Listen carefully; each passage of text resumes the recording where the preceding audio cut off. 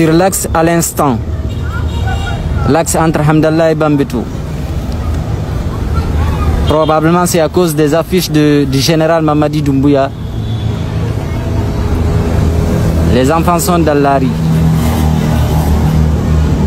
Il faut surtout éviter cette route aujourd'hui.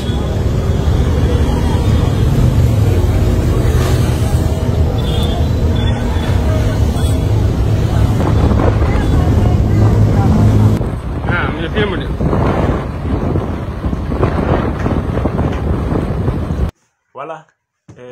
Hamdallah Bambeto mi heuri kam fo moɗon haray ko annintingol on taw sukaɓe wino ɓen kamɓe woni Jeune de l'Axe, ko kamɓe woni président Jeune de l'Axe.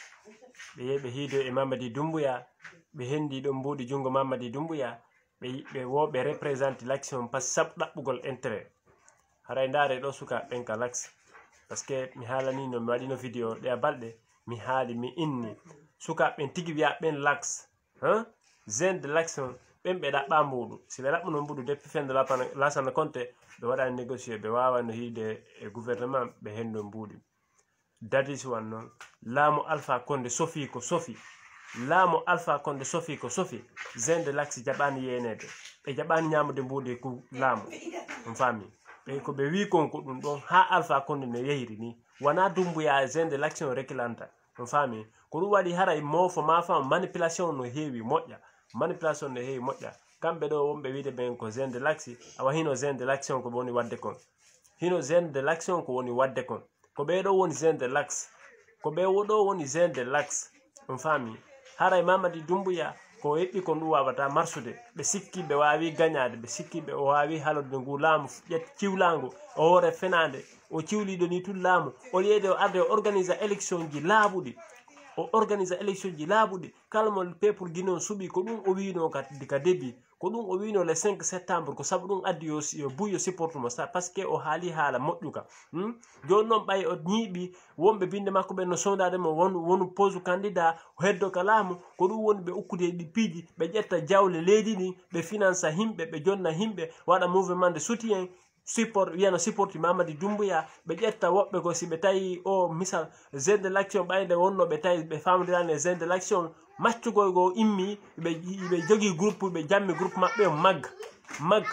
on faami. ɓen immi inni ko kamɓe woni Jeune de l'Axe, ɓen immi inni ko kamɓe woni Jeune de l'Axe, ɓe hendi jewle, ɓe jammiti ko kamɓe woni Jeune de l'Axe, en yi golle ko ɓen wadde kon. joni noon laaɓana en ɗo fop hande Jeune de l'action wiyaɓe ɓe ko Jeune de l'Axe ɓen ɓe ɗaynetake, ɓen mbuuɗi wawaɓe ɓen mbuuɗi wawaɓe ɗaynude, ɓen ko ɓe ɗaɓɓude kon ko démocratie, ko démocratie, démocratie ɓen ɓe ɗaɓɓude, ɓen ɓe hajaka e mbuuɗu, par ce que ɗum koko lannatani ɓe jonnano ɓe mbuɗɗi fo honto ɓe woni hande, honnu ɓe réalise honnu hay fus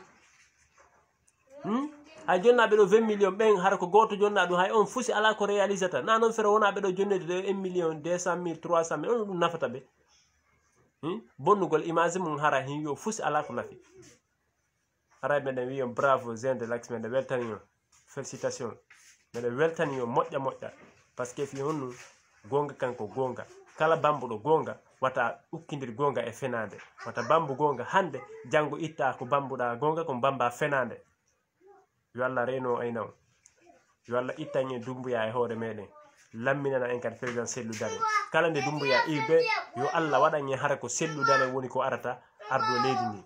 en torike ɗum ɗon Allah, en fattike ɗum ɗon Allah, on faami. haray mi hiɗo weltano on fof moɗon, haray miɗo tori kadi Allah subahana taala yo Allah reyno on ayna on, haray koyen goto e programme ji ɗi. merci beaucoup, bravo Jeune de l'Axe, bravo, miɗo weltana on fof moɗon, ɗo jarna he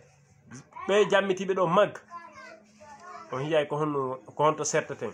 mais halni on ko feƴƴi ko ɗum fillitotako. jiibu jaɓa ko wonɗon wadde kon laggine ɗo,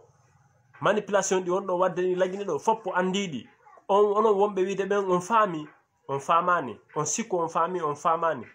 on yiyay noon tan jaraɗi ɗo ɗi, on yiyay ko honno kadi ɗumen woni wadde. goto men muñantako ɗo eɓɓuɗo jiiɓa e jiiɓu wonno eɓɓuɗo ɗo waɗa ɗo manipulation ko wowi ko ɓe ɗum wawata marsude joni, fenande wawata marsude, ko be gonga ñiiɓa kamen, ko en kamen en hawtu kamen, fiiɗa fi intérêt ma fi gouvernement no ɓannuma hiɗa ñamude, a wawata arde fenanamen min jaɓanma ɗum jamais, gonga ka nyiɓay si certain gonga ka nyiɓay yimɓe layi fuɓe yimɓe huɗaɓe